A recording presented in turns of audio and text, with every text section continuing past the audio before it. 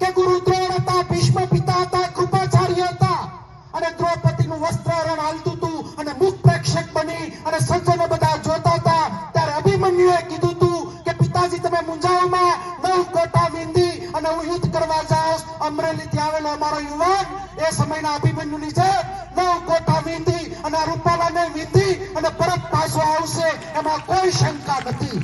નારી શક્તિનું અપમાન છે. આખા સૃષ્ટિની નારી શક્તિનું જ્યારે અપમાન કર્યું ત્યારે રાજકોટના લોકોને વિનંતી કરવા આવ્યો છું. સરદાર સાહેબના સાનિધ્યમાં બેઠા ત્યારે 5 વર્ષ પૂર્વે પાટીદારના દીકરાઓના બલિદાનને પણ યાદ કરી એનો પણ સમાજે બદલો લેવાનો સમય પાકી ગયો. નારી શક્તિ આગળ રહેશે, પટેલ સમાજ એની પાછળ રહેશે. 18 વર્ણ સાથે મળી આ રૂપાલાને